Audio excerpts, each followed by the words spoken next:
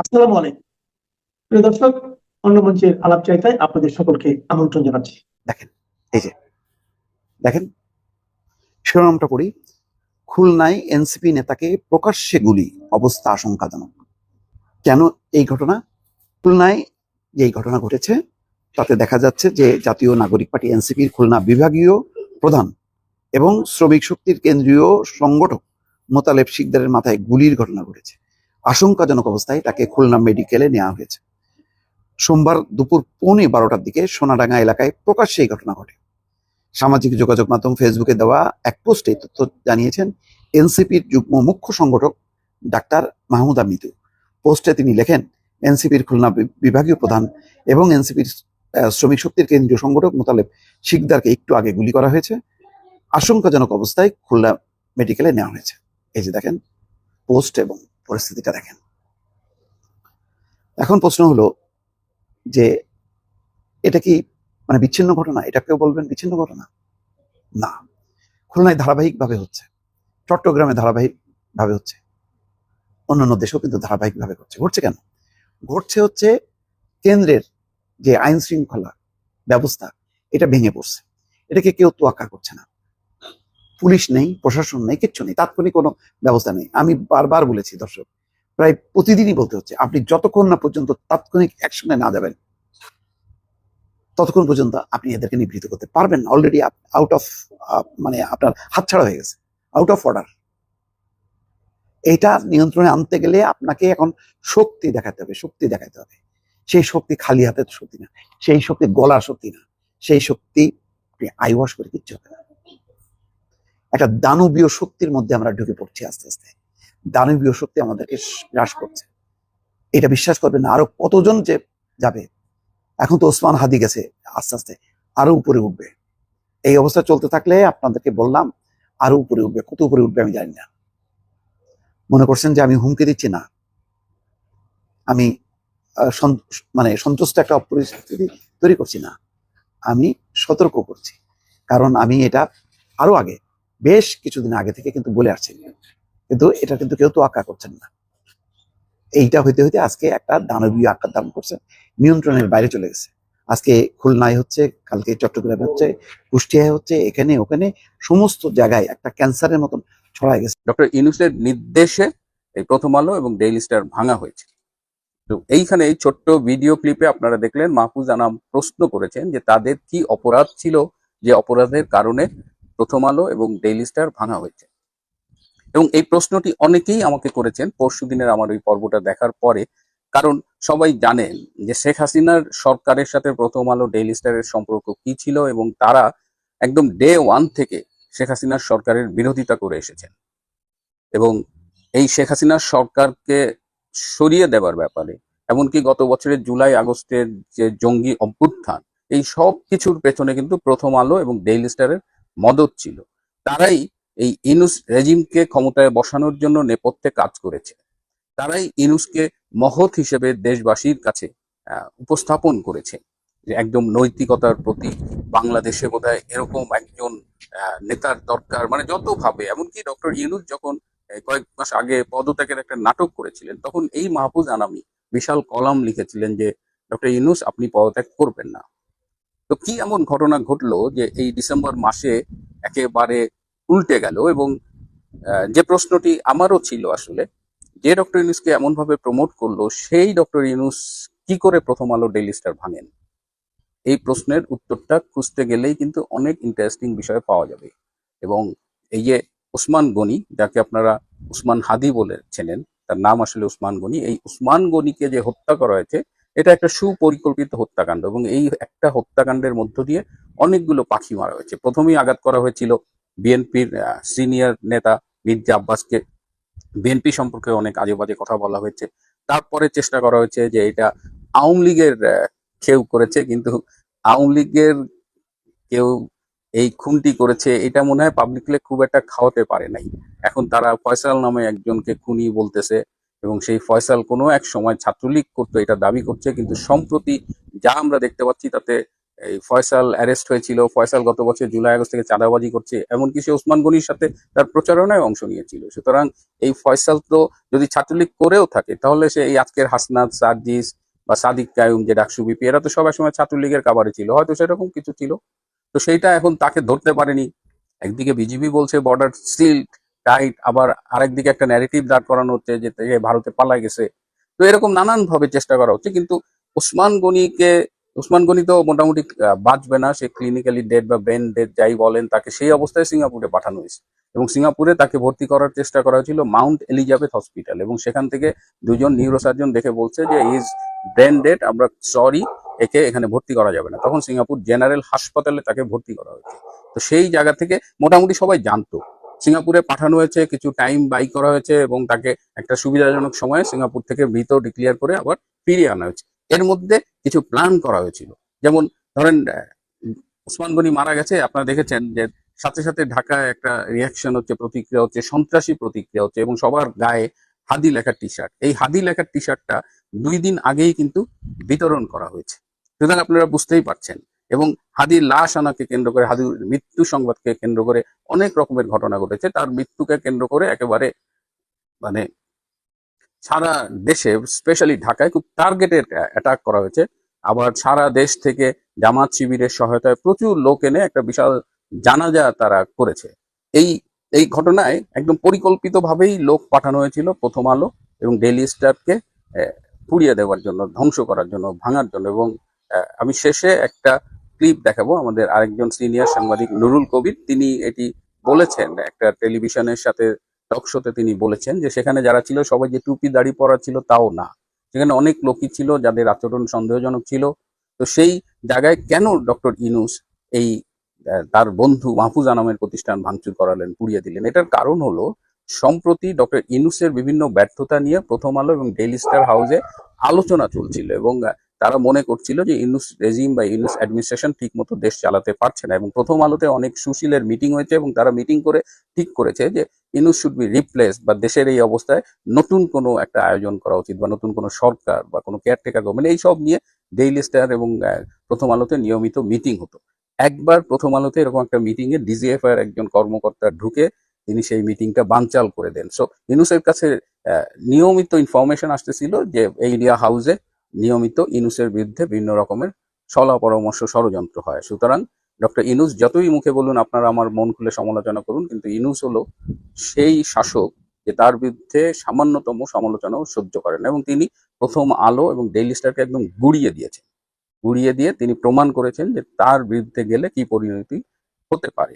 এবং আমরা তো জানি যে ক্ষমতার সাথে মিডিয়ার সম্পর্ক বাংলাদেশ, আমরা এর আগে বিএনপির সময়ও দেখেছি, পরবর্তীতেও দেখেছি।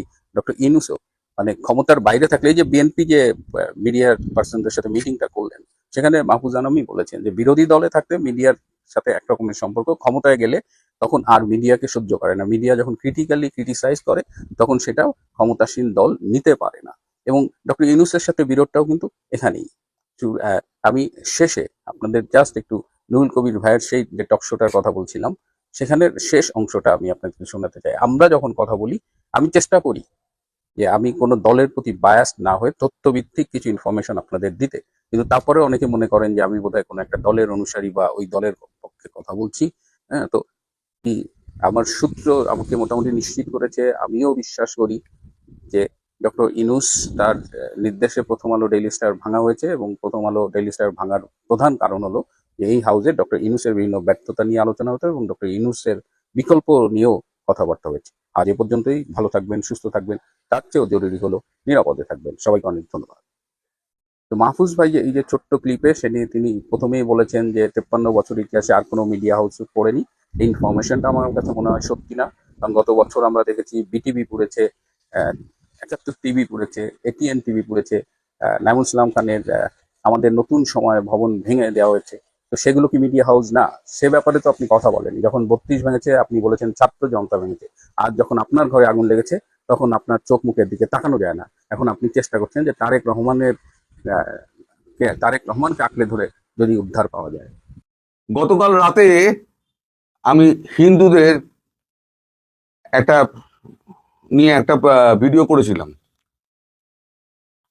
একটা মানবিক করিডোর করে হিন্দুদের এ পাশে নিয়ে আসার কথা আমি বলেছিলাম। আমি উল্লেখ করেছিলাম মোহন ভাগবতের কলকাতা ভিজিটে যেটা মোহন ভাগবত বলেছেন তার পরিপ্রেক্ষিতে। তখন আমার হাতে পুরো রিপোর্ট ছিল না, যতটুকু রিপোর্ট ছিল আমি ততটুকু আপনাদেরকে বলেছিলাম। আজকে মোহন ভাগবতের যেটা খবরটা বেরিয়েছে সেই খবরটা আপনাদের আমি দেখাচ্ছি। এই হচ্ছে মোহন ভাগবতের পুরো খবরটা, যেখানে লেখা আছে পদক্ষেপ করা উচিত কেন্দ্রের, মোহন ভাগবত। আমি আগে বলে দিই, মোহন ভাগবত হচ্ছে সংঘ প্রধান। এখন আমাদের দেশে এই যে বিজেপির যত মন্ত্রী হয়, যত কেন্দ্রীয় মন্ত্রী হয়, যত আমাদের গুরুত্বপূর্ণ পদ যেগুলো হয়, সব কিন্তু এই সংঘ পরিবার থেকে আসা লোক। সংঘ পরিবার যদি অনুমতি না দেয় তাহলে কেউ প্রধানমন্ত্রী হতে পারে না। আজ পর্যন্ত বিজেপির যত প্রধানমন্ত্রী হয়েছেন তো মাত্র বাজপেয়ী, তারপরে এলেন নরেন্দ্র মোদী। এর পরবর্তীকালে যিনি আসবেন তিনিও সংঘের লোকই হবেন। তো সংঘের ওপরে একটা বিরাট চাপ থাকে যে প্রধানমন্ত্রী বাছাই এবং অন্যান্য মন্ত্রীরা যারা বাছাই হবে তারা সংঘ থেকেই আসেন, সংঘের বাইরে কেউ থাকেন না। সে যোগী মহারাজ বলুন, হেমন্ত বিশ্ব শর্মা বলুন, পীযূষ গোয়াল বলুন, যত আছে সব হচ্ছে সংঘের লোক। তাহলে সংঘের যে কথাবার্তা, যে মন্তব্য এবং যে বার্তা, সেটা কিন্তু প্রধানমন্ত্রীর কাছে যথেষ্ট গুরুত্বপূর্ণ, যেটা আমি বারবার গতকালকে বলেছিলাম। এখন মোহন ভাগবত কি বলছেন আমি পুরো রিপোর্টটা আপনাদের পড়ে শোনাই, তাহলে হিন্দু, মুসলমান, খ্রিস্টান, বৌদ্ধ জৈন ধর্মাবলম্বী তারা বুঝতে পারবে যে মোহন ভাগবত কি বলতে চাইছেন। এখানে যেটা বলা হয়েছে, পদক্ষেপ করা উচিত কেন্দ্রের, মোহন ভাগবত। বাংলাদেশে তৈরি হওয়া হিংসার পরিস্থিতি এবং সংখ্যালঘু হিন্দুদের উপরে আক্রমণ নিয়ে কলকাতায় এসে মুখ খুললেন প্রধান মোহন ভাগবত, সংঘ প্রধান মোহন ভাগবত। তার মতে বাংলাদেশে আক্রান্ত সংখ্যালঘু হিন্দুদের একজোট হয়ে থাকতে হবে এবং তারাও সময় মতো ওদের পাশে আছেন। ভারত সরকারের কিছু পদক্ষেপ করা উচিত। বিষয়টি নিয়ে বিজেপি নেতারা সমাজ মাধ্যমে সরব থাকলেও ইতিমধ্যে দলীয়ভাবে পথে নেমে প্রতিবাদ সিদ্ধান্ত নিয়েছে সিপিএম। বিভিন্ন মহল থেকে প্রশ্ন উঠেছে বাংলাদেশের উদ্ভূত পরিস্থিতিতে কেন্দ্রের শাসক বিজেপি এবং কেন্দ্রীয় সরকারের ভূমিকা নিয়ে। এই পরিস্থিতিতে কলকাতায় এসে মোহন ভাগবতের মন্তব্য যথেষ্ট ইঙ্গিতপূর্ণ বলে মনে করছে রাজনৈতিক মহল।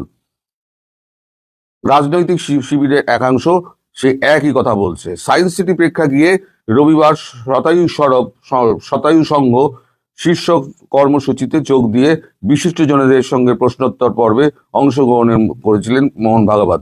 সেখানে বিরোধী দলনেতা শুভেন্দু অধিকারী, মানে আমার পশ্চিমবঙ্গের বিরোধী দলনেতা শুভেন্দু অধিকারী এবং মালদহ উত্তরের বিজেপি সাংসদ খগেন মুর্মু এই সংক্রান্ত প্রশ্ন করেন। বাংলাদেশ সংক্রান্ত তাদের প্রশ্ন ছিল, পশ্চিমবঙ্গে যেভাবে মুসলিম মৌলবাদ মাথাচাড়া দিচ্ছে তা নিয়ে সংঘ কি ভাবছেন? এই সঙ্গে অনুপ্রবেশ এবং জনবিন্যাস বদলে পশ্চিমবঙ্গের উপরে প্রভাব পড়ছে কিনা। একই সঙ্গে তাদের প্রশ্ন করেন বাংলাদেশ যেভাবে ধর্মীয় সংখ্যালঘুদের উপরে আক্রমণ করে হচ্ছে সেটা নিয়ে সংঘ কি ভাবছে। তাদের সর্বশেষ প্রশ্ন ছিল, পরবর্তী পৃষ্ঠায় আছে এইটা লেখা আছে, পদক্ষেপ করা উচিত। আমি পড়ে শোনাচ্ছি। পশ্চিমবঙ্গের রাজনৈতিক পরিস্থিতির বদল নিয়ে সংঘের ভাবনা চিন্তা নিয়ে তাদের প্রশ্ন ছিল। এই প্রশ্নের সব উত্তর দিতে একসঙ্গে দিয়েছেন মোহন ভাগবত। তিনি বলেন, বাড়তে থাকা অনুপ্রবেশ জনবিন্যাস বদল ঘটাচ্ছে, এটা সত্যি, এবং এটা তো পশ্চিমবঙ্গের উপর প্রভাব ফেলছেই।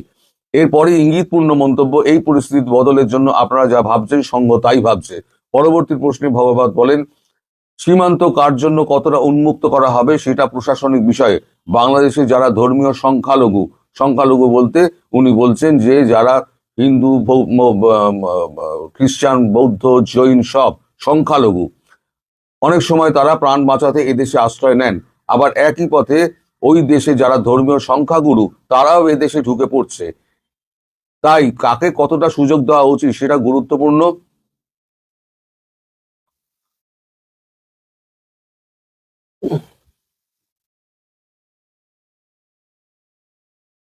সংঘ প্রধানের মন্তব্য, রসগোল্লা একজন টাইফয়েড রোগীকে দিলে তার অপকার হবে, আবার একজন সুস্থ মানুষকে দিলে তার অমৃত বলে মনে হবে।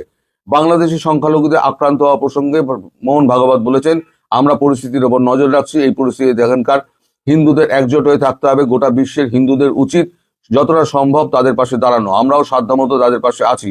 সেই সঙ্গেই মহান ভাগবতের যোগ সংযোগ, হিন্দুদের জন্য দেশ হিসেবে ভারত আছে, তাই ভারত সরকারের উচিত কিছু পদক্ষেপ করা। তবে কিছু পদক্ষেপ তারা করেছে, কিছু পদক্ষেপের কথা প্রকাশ্যে বলা যায়, সবটা বলা যায় না। পশ্চিমবঙ্গের পরিস্থিতি বদলের প্রসঙ্গে ভাগবতের স্পষ্ট বলেছেন, রাজনৈতিক পরিস্থিতি বদল নিয়ে সংঘ কখনোই ভাবে না, সংঘ সামাজিক পরিবর্তন নিয়ে চিন্তা করে। সংঘ প্রধান যখন কৌশলে বিজেপির বার্তা দিচ্ছেন, সে সময় বাংলাদেশের পরিস্থিতি নতুন করে উত্তপ্ত হয়ে ওঠায় কলকাতায় পথে নামার ডাক দিয়েছে বামেরা।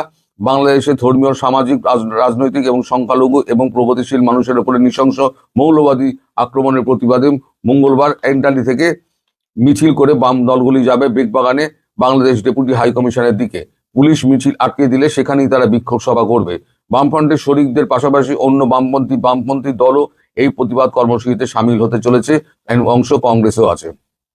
সিপিএম এর কেন্দ্রীয় কমিটির সদস্য সুজন চক্রবর্তী বলেছেন, বাংলাদেশে ইসলামী মৌলবাদী হামলার তীব্র প্রতিবাদ আমরা করছি। পাশের দেশে মুসলিম মৌলবাদ মাথাচাড়া দিলে আমাদের এখানে মৌলবাদ কায়েম করার সুযোগ বাড়বে। বাংলাদেশের ঘটনাকে কাজে লাগিয়ে পশ্চিমবঙ্গে বিভাজনের জিগির তোলার চেষ্টা বিরুদ্ধে আমরা সতর্ক থাকার আবেদন জানাচ্ছি। তার আরো বক্তব্য, আগের মতোই আমাদের দাবি সংখ্যালঘু সহ সাধারণ মানুষের নিরাপত্তা এবং তাদের ভারতে প্রবেশ করানোর ব্যাপারে কেন্দ্রীয় আর রাজ্য সরকার ভূমিকা রাখুক। বাংলাদেশের সাম্প্রতিক ঘটনাবলীর প্রেক্ষিতে রাজ্য জুড়ে স্থানীয় স্তরে 200-রও বেশি প্রতিবাদ মিছিল হয়েছে বলে সিপিএম সূত্রের বক্তব্য। সংখ্যালঘু নির্যাতনের প্রতিবাদে তাদের নিরাপত্তার দাবিতে আজ সোমবারই বেগবাগানে জমায়েত হয়ে বাংলাদেশের ডেপুটি হাই কমিশনের বিক্ষোভের ডাক দিয়েছে প্রদেশ কংগ্রেসও। এখন এই যে দীপু দাসকে যেভাবে হত্যা করা হলো এবং এর আগে যত সংখ্যালঘু হত্যা করা হয়েছে, বাংলাদেশের